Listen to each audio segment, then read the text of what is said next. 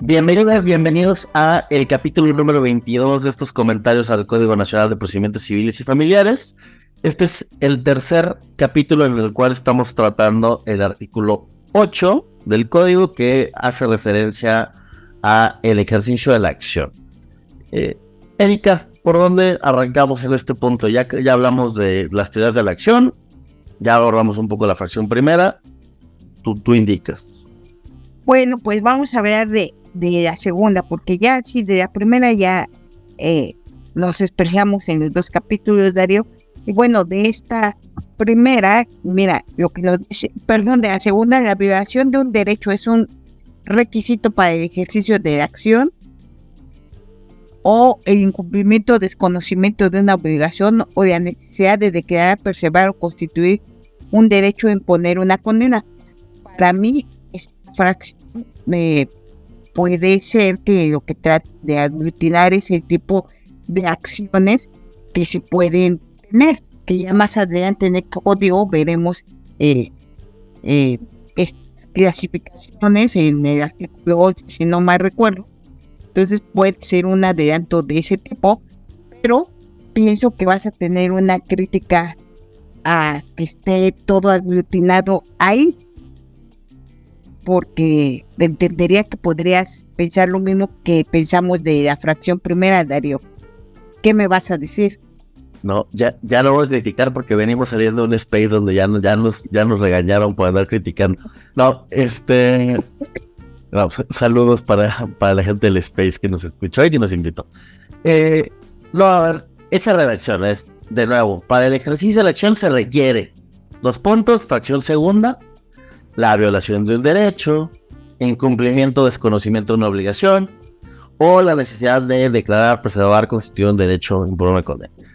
Como siempre, yo creo que usted ve las cosas buenas de las redacciones y justo está preparando esto para los tipos de acciones de las cuales habla el código adelante, siguiendo la clasificación que además a mí, si adelanto, no me gusta nada, pero en 3-4 artículos hablaremos de eso.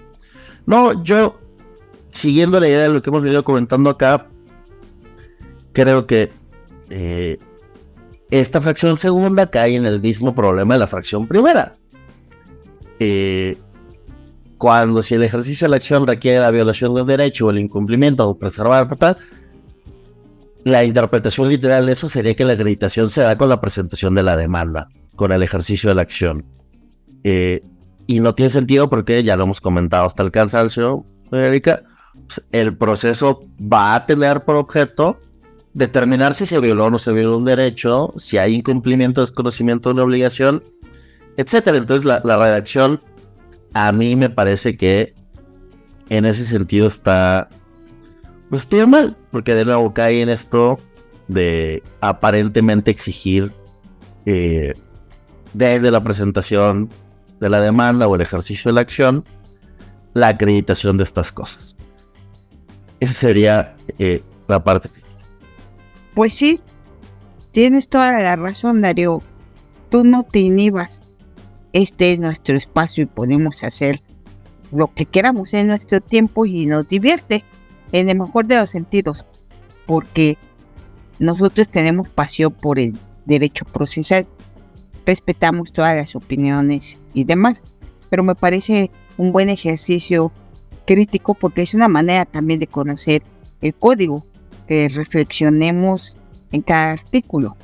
Entonces, pues, es toda la razón porque como está, pues pareciera que también está ligado a la fracción 1 en el sentido de, pues, que yo debo saber qué es lo que sucede, pero ahí me surgiría una pregunta, digo, ¿qué pasaría si yo, eso significa la fracción 2, que como litigante yo tengo que clasificar correctamente mi acción, o esa fracción 2 se refiere a que yo debo expresar las pretensiones que tengo?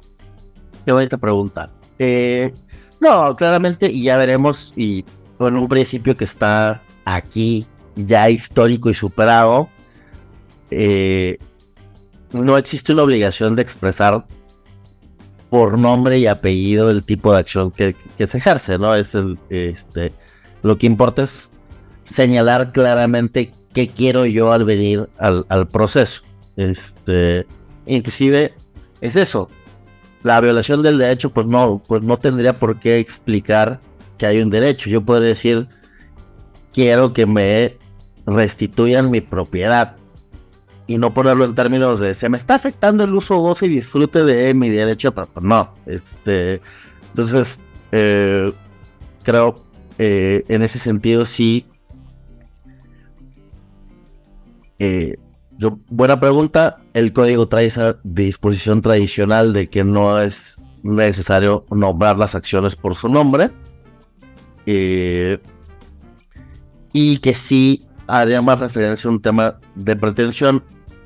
Aquí te va lo que yo creo que está por acá, y es un reflejo probablemente inconsciente. Hemos hablado muy poco de esto, pero el proceso, pensado en sus términos más clásicos, es un medio de solución de conflictos entre partes, o un medio de solución de litigios en la terminología de Carneluti, ¿no? Hay un pretendiente, un resistente, eso es un conflicto intersubjetivo, denominado un litigio. Y el proceso es un medio de solución de litigios, un medio de composición de litigios, un método heterocompositivo. Una parte importante de esto, pues, es que si bien tenemos el acceso a la justicia del 17, y si bien ya hablamos que en un combinado entre el 8 y el 17 cualquier persona puede ejercer el derecho de acción, el presupuesto de este ejercicio es que yo, cuando me pare en el proceso, este proceso vaya a servir para algo.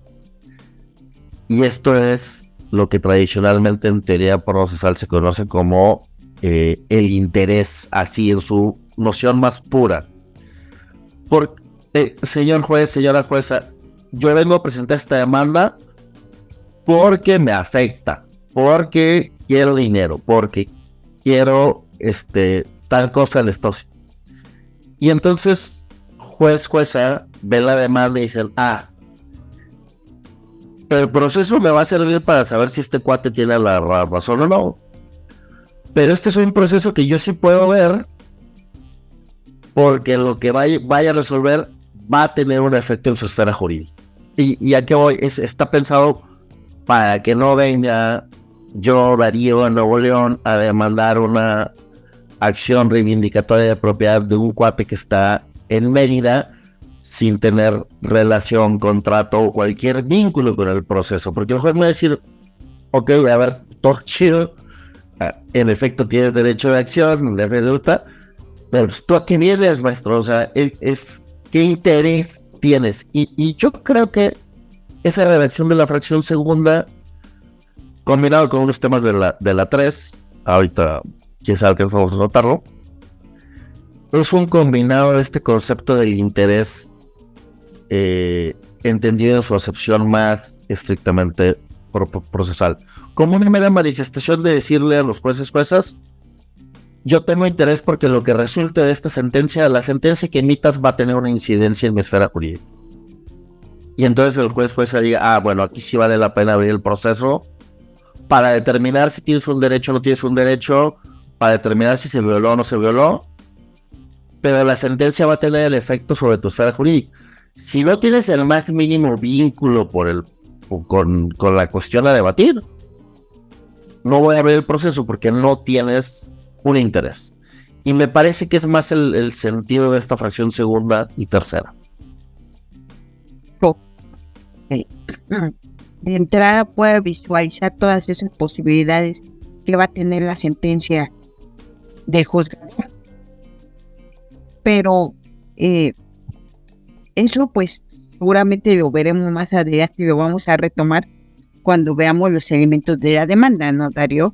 Porque pues posiblemente generalmente en las codificaciones civiles, por eso dice, y la demanda tiene que venir ya con ciertos elementos que no nada más sean tus pretensiones, ¿no? Algunos documentos, y quizás hasta enunciar qué pruebas, que dar los hechos que corresponden al derecho que tú consideras para que todo ese análisis de primer momento el juzgador pueda decidir. Entonces parece que esto pues es lo que nos estás explicando. Pues sí, Darío, si gustas podríamos pasar a la fracción tercera. Pero Erika, nomás es que ahorita con este comentario que hiciste, sí, o sea, es cierto. Nada más quiero dejar como dato algo. El sistema, y porque me acuerdo ahora, el sistema tanto el estadounidense como el argentino, que es tengo un conocimiento mucho más de cerca por haber estudiado allá, reconocen este concepto de que el juicio requiere por ahí lo que está explicando estos antecedentes se me fue. Es decir, requiere la existencia de un caso. Y la existencia de un caso es que no existen declaraciones abstractas. De hecho, en el derecho argentino es relativamente nuevo un proceso jurisdiccional que es una declaratoria y como de Estado. ¿Qué es esto del caso? Es una de las razones por las cuales es muy complicado a veces llevar ciertos casos a la corte americana. El gran ejemplo es el aborto. El aborto se tardó muchísimos años en poder llevar un caso a la corte, porque una vez iniciado un proceso, etcétera, la gente, la mujer tenía al niño y entonces ya no había caso porque ya se había agotado la materia de la discusión. Nada más como nota, también esa podría ser una posible interpretación nada más en relación como a esto. O sea, ese es no vengas al proceso si no tienes un problema. Ese sería el término así del que, o sea no vas a venir nomás por puro gusto, no vas a venir pues para ver qué se siente pasar por el proceso. Pero aclaremos que en nuestro sistema jurídico es para este proceso civil. Sí. Digo, yo lo dejamos así, Darío, no hay que... No, lo voy a dejar como nota y si algún día alguien quiere venirme a preguntar por qué la interpretación de la corte del interés jurídico en el juicio de amparo, la improcedencia está mal, se las cuento. Ahí lo dejo como nota. Sí, por eso yo aclaro. Sí, nos aprovechamos para esto nada más, ¿no? Sí. Pero bueno, esa sería una segunda cosa. Creo que podría ser una interpretación de pues, ven porque tienes una bronca, si no tienes una bronca, que no vengas. Y de nuevo, en términos únicos y exclusivamente manifestativos, no acreditados. Dicho eso, ahora sí, si quieres, vamos con la fracción tercera. ¿Ves? La capacidad o legitimación para ejercitar, ay por Dios, ya somos bien criticones, pero no se dice ejercitar, se dice ejercer. Ejercitar es de hacer músculo, ejercer es de hacer algo. Estudiantes, sobre todo estudiantes. La acción por sí o por quien represente legalmente al Ministerio Público, procurador, fiscal o representante social y a quienes cuya intervención esté autorizada por la ley en los casos especiales. Se requiere primero la capacidad y luego se requiere la legitimación para ejercitar la acción y luego habría que esa legitimación se puede ejercer por sí o por los representantes. Para mí hay tres conceptos que tendríamos que abordar, Darío: capacidad, legitimación y lo que yo le llamo personería. O sea, la capacidad, pues estaríamos hablando de otra vez de lo sustantivo, Darío. La legitimación sería un poco lo que ya nos adelantaste, lo procesar esa posibilidad de venir cuando tengo ciertos elementos con lo que nos estabas explicando, y luego quién me puede representar, eso ya es otra cuestión procesar. Entonces me parece que sí hay que leerlo así en partes esta fracción, porque está todo pegado. Es a lo que en el primer capítulo en el que empezamos a hablar de este artículo 8 nos referimos, y yo le dije así, pareciera que este artículo 8 trata presupuestos procesales con cuestiones de acción. ¿Qué me puedes decir, Darío?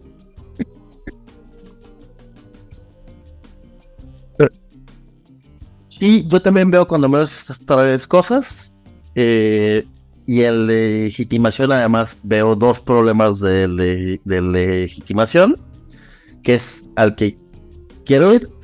Ahí están reconocidas legitimaciones extraordinarias o legitimaciones anómalas, que esencialmente son aquellas donde comparece una persona que no es titular del derecho a promover la acción a nombre de alguien más o en representación de alguien más. Yo nada más para terminar de dar el traste a este artículo, es que no hay forma de que alguien que ejerce una legitimación anómala cumpla con el requisito de la fracción primera y la segunda, porque el Ministerio Público, el procurador, el fiscal, el representante social, y piensa en casos como la Profeco ejerciendo una acción colectiva para representar los derechos de personas afectadas colectivamente por un producto defectuoso, pues la Profeco no tiene forma de acreditar la existencia de un derecho. No, pero tienes toda la razón. Por eso pienso que sí está mezclado las condiciones de la acción con lo procesal, que generalmente a veces en otras codificaciones las encontramos separadas. O sea, primero diríamos qué requisitos tengo para accionar, y después, ¿y quién está legitimado para accionar? Entonces, sí tienes razón, Darío, por eso dije, y tú bien, y también compartes que tenemos que leerlo como tres cosas muy diferentes.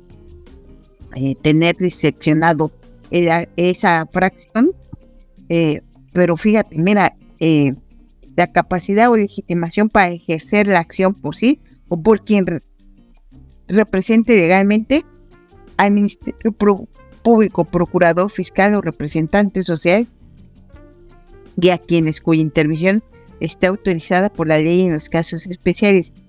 Quizás también esta redacción, como lo hemos venido comentando a lo largo de todos estos capítulos y nuestra lentitud de pocos artículos, es la situación, Darío, que hay que tener mucho en cuenta, que a lo mejor lo hicieron así porque también está pensado para cuestiones familiares. Podría ser. Por eso nos mencionan estas legitimaciones anómalas que tú le llamas así, que así se conocen también.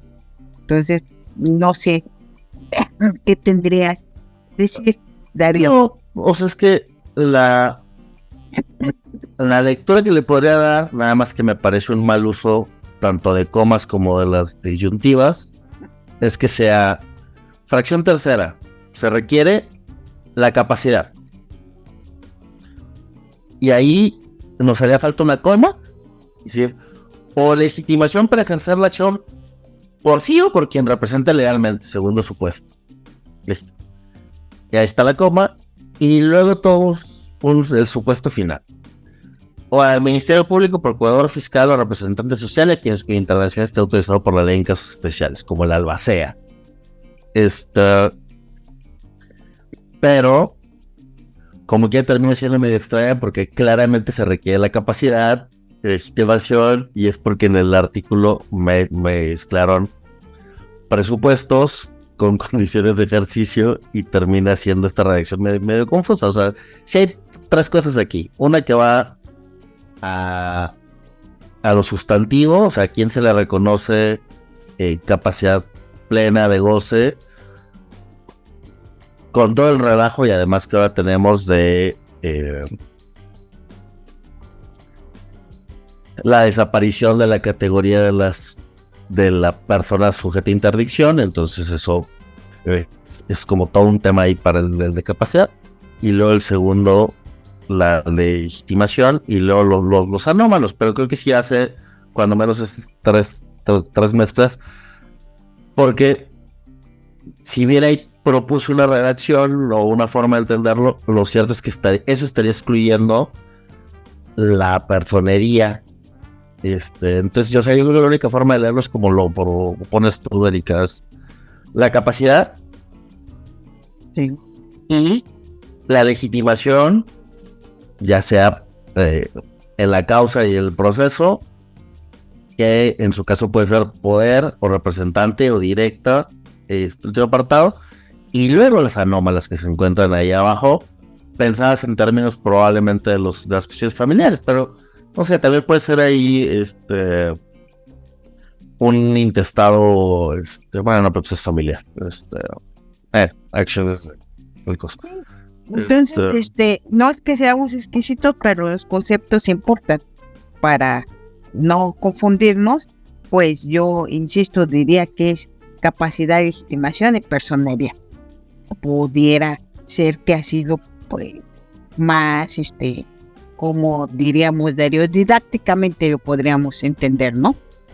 Sí, y digo, los proponerlos exquisitos, pero y ahora ya no entramos en esto, pero es que el siguiente párrafo dice: se exceptúa de lo anterior la fracción tercera, y nos mandó otro caos.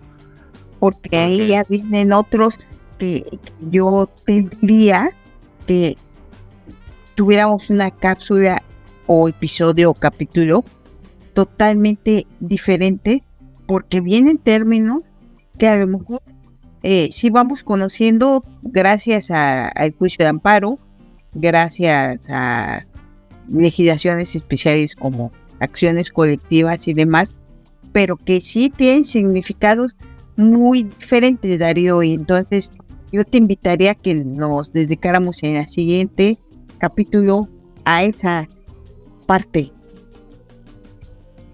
Sí, porque además inclusive creo que vamos a tener que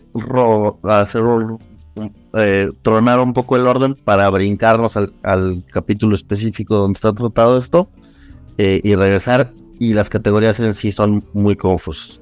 Pero Erika, digo, ya estamos por cerrar esto, pero balance del artículo 8, así, o el entendimiento más llano, así como de cierre del artículo 8. El entendimiento más ya no es que después de 3 capítulos vas a decir, hubiera dicho eso al principio, Erika, es que, como bien lo mencionaste en el primero, básicamente es lo que a lo mejor ya los abogados están muy acostumbrados, los litigantes, del proceso civil. Como tú bien lo dijiste, siempre nos podríamos encontrar esta redacción en otros contextos. Nosotros lo problematizamos a partir de la teoría para decir por qué, pero realmente no creo que dé muchos problemas a los jueces, porque se ha venido siempre, tenemos esa situación que así se entiende el concepto de la acción en nuestros ordenamientos. Entonces pensaría que quizás nada más sería subrayar que esta 3 la diseccione, pero lo demás no creo que tenga, va a seguir como siempre, Darío, no va a haber problemas. Pero que no crean que fue una pérdida de tiempo. Yo espero de verdad que la discusión de los problemas que tiene esto sirva para que al menos para cuando nos hagan el próximo código ya nos den un artículo más bonito del ejercicio de la acción. No, insisto, o sea, no fue pérdida de tiempo. ¿Por qué? Porque el punto es que, lo repetiré hasta el cansancio, si queremos una nueva generación de procesalistas, yo se lo puedo decir que cuando decides especializarte, lo primero que te ponen a leer son las teorías de la acción. Claro. Por lo que ya abundamos, entonces no fue una pérdida de tiempo, porque además ya lo explicamos y ya lo dijo muy bien Darío, cada libro de procesal que abran del mundo iberoamericano, vamos a encontrar la referencia a las teorías de la acción. Entonces, si el artículo se titula los elementos para ejercer la acción, pues teníamos que hacer referencia al concepto acción. Entonces, a mí me gusta, y después de esto, hay que proponer que escriban más teorías de acción. Es broma, Darío, es broma. Que escriban más teorías de la acción, por lo menos que lean. Y sobre nuestra rifa, Darío, ¿alguien ganó? Todavía no, Checo, pero en la siguiente cápsula ya tendré. ¿Ya sabremos el ganador? Pues yo espero que sí, a ver que alguien haya llegado al final del episodio. Si no, nos vamos a dar cuenta que no los escuchan completos. Pero otro comentario que quiero hacer, Darío, mira, tan es importante la acción que hasta los que han escrito del juicio de amparo han derramado ríos de tinta escribiendo sobre el concepto de la acción. O sea, sí tiene su importancia. Entonces no es que no tengamos nada que hacer en la vida, se los juramos que no, pero personalidades tan importantes como el juez interamericano McGregor dedicó toda su tesis doctoral al concepto de acción para explicar cómo funciona en los procesos constitucionales. Entonces, pues, supongo que entonces tiene una importancia el concepto. Ya no estamos extendiendo, pero nomás a mí ayer me acaba de llegar esta teoría y técnica del amparo de Diseño Sierra. Yo ayer les estuve echando la ojeada y qué bonito libro, y le da una repasada al amparo desde la teoría general del proceso que él manejaba, y lo digo nada más porque para quienes no sepan, Burgoa, el maestro de amparo en México, negó por muchísimos años, yo creo que hasta los 90, negó que el amparo pudiera ser entendible bajo la teoría general del proceso. Y hasta cierto punto era un negacionista de las categorías de la teoría general del proceso al amparo, y pues eso explica por qué volvió mucho sobre muchas cosas. Y Briceño, en cambio, era de los que siempre sostuvo que la teoría general se aplicaba por completo al amparo, con sus adecuaciones, obviamente. Y ya, nada más así como eso es último de chisme académico, de por si le quieren. Bueno, pero pues para insistir, hay que leer. Ya hay que darle una buena importancia ahí a esos textos. Y para que sepan, si no saben, que Burgoa se equivocaba. No, bueno, tenía una visión tuvo su rol diferente, pero finalmente alguien que se dedica a esto del amparo les podrá decir si sirve o no la teoría del proceso, y en mi casi nula y escasa ejercicio profesional de amparo, yo puedo decirles que mi entendimiento del amparo se debe a que conozco el derecho procesal. Listo, Dick. Pues muchísimas gracias. Nos vemos en la próxima cápsula.